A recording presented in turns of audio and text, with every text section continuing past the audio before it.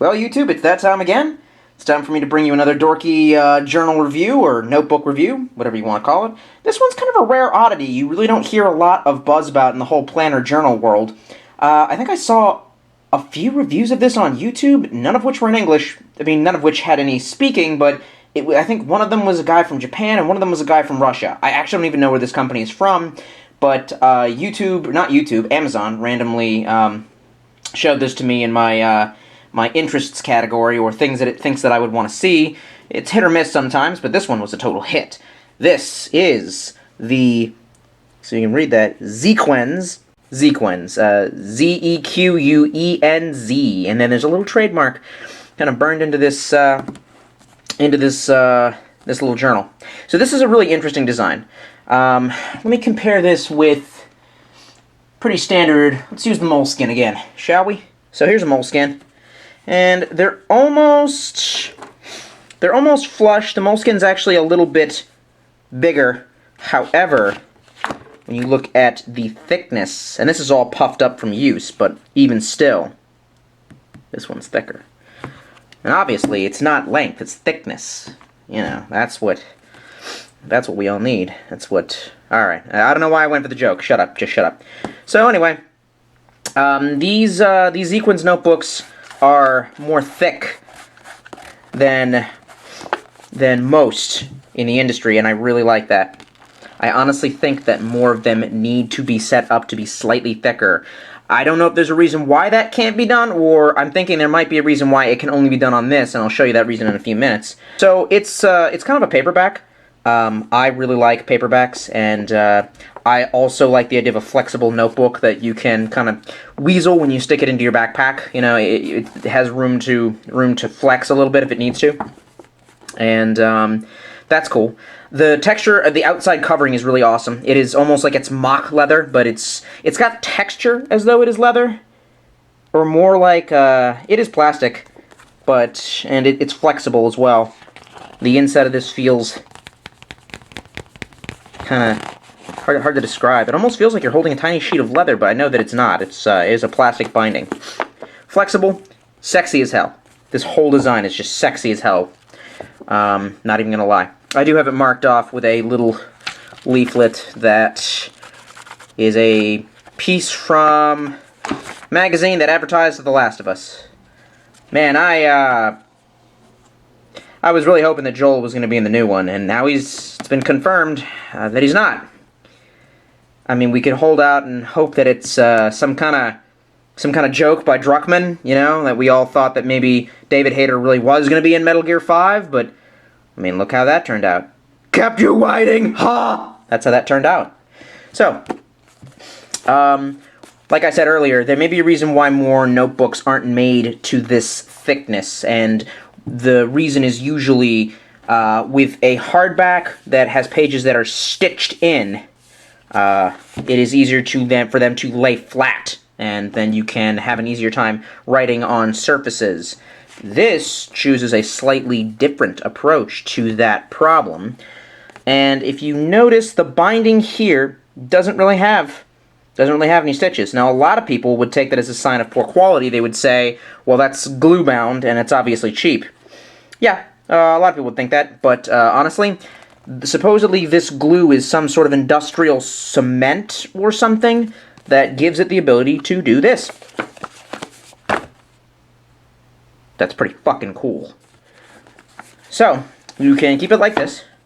Obviously it will, if it's not pinned back, it will roll over, but it gets too ridiculous. You can rotate it 180 degrees around, get some notes taken down, fill it up with your little thoughts or things you need to remember.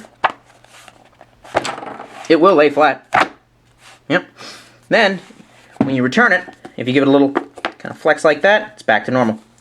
It lays flat, and the cover key stays down on it. You can even really kind of do this with it and fold it in half. And then when you set it back down, if you give it a little one of these, hell yeah. Again, reminds me almost like a deck of cards, just kind of doing a lot of flourishes or a lot of riffles. You kind of have to bend them backwards, but if they're high quality, they will bend backwards and correct.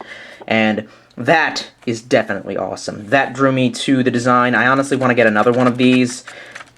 haven't really used it for anything. This has really been an awkwardly... This is something that has not really has a purpose for me. The pages, they come grid format, which is really good. Not as good as dot grid, but it is the next best thing. And they are not terrible. They are not high quality. These, to me, are pretty cheap. Maybe about on par with like a Mead journal, which I think is usually about 70-gram paper. Not even as nice as like a Moleskine journal as a paper, which is saying something. It's pretty much the lowest quality paper that I have kept around for use. So back here I've got some tests on that all the way in the back. Get them up in the back row and all that. So I wrote on this with a few different instruments, which we'll go over. I just wrote in a few different sentences and a few different styles. I had to test the quality of this paper. So far, I really like this notebook, but part of that depends on the level of bleed through. And I wrote that, I think, with, this is the standard pen that I really enjoy. It's not a clicky top. It's a remove the cap kind of pen. This one's running a little dry, so what I was talking about before. A Precise V5 rolling ball. No, Rollerball was a movie by James Cameron. I highly recommend it. By Pilot. It says extra fine, but I think a lot of people prefer 0.7 millimeter instead of 0.5. I like it to be a little bit thicker. Ha ha, hee hee, ho ho. And the next sentence was written with my Pilot Metropolitan. These are cheap. $20, maybe it was like $15.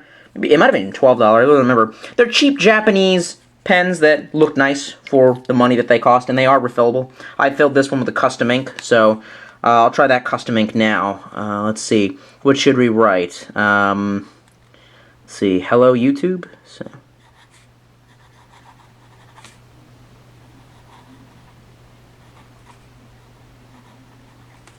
Hello, YouTube.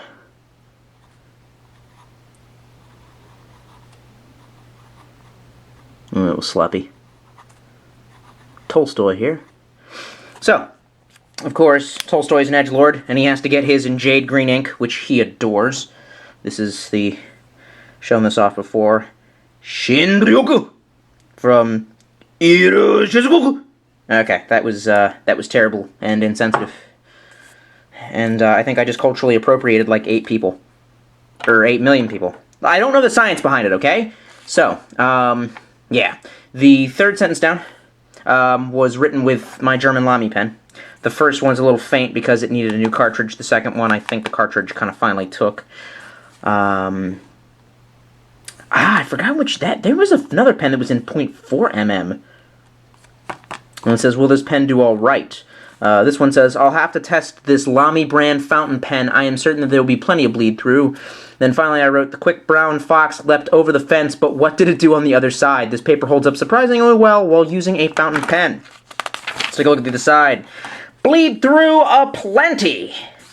I hope you enjoy bleed through in your journals, because with this cheap paper, I consider this a notebook, not a journal, by the way. I would not use this to house my life experience in. Just different stuff. There's a lot of bleed through on this. With this many pages to choose from, I would not be using it so much as a journal, and with its setup, I would kind of be using this as like a notebook to house a lot of information if you had to keep records on XYZ. So, for example, the things that I have used it for. Show you what my whack writing looks like. This is notes for the Pharmacy Tech National Exam. I was just taking down notes from a textbook. Talking about the 1938 Food and Drug Act, the Durham-Humphrey Act, Kefauver-Harris Act. I have to know all these. This is some good quality information. Form 106 to report the theft of controlled substances. Form 41 to report the destruction of controlled substances. 222 to order controlled substances. Somewhere near this section, I started doing research on really odd alternative medicines and different drugs from around the world. I've always been kind of interested in, I would say, not really alternative pharmaceuticals, just, I mean, kind of, you know, ancient Chinese medicine. Case in point, the cordyceps. A lot of people will know that from The Last of Us. And that thing that ripped off The Last of Us. Remember that? Remember it was called Girl with all the girl with all the gifts, and it blatantly ripped off The Last of Us. It was a giant rip-off of The Last of Us. Do you remember that? Do you remember that? It ripped off The Last of Us? Yes, that's a thing you can just do to video games. Because normies don't play video games, so they just think, oh, I'll just write a book about it, and then it'll get a movie deal, and I'll make money off of someone else's brainchild. Cool. Good strat. So the cordyceps fungus has actually been used in ancient Tibetan and Chinese medicine as a stimulant, and among other things.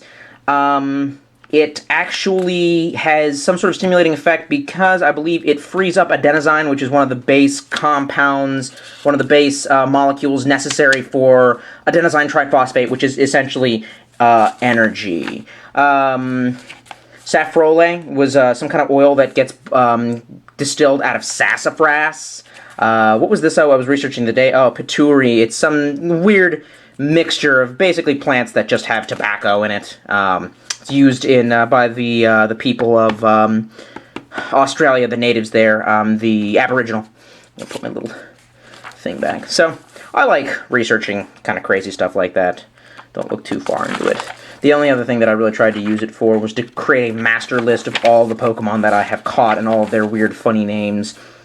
That didn't blow over so well because I just kind of got bored really quick. It was kind of tedious, but this was like a $12 book. Is it worth it? Fucking absolutely. You should have it even if you don't have a use for it. You may one day finally find a use for it. Or maybe I'm just a really big nerd. But both can be true.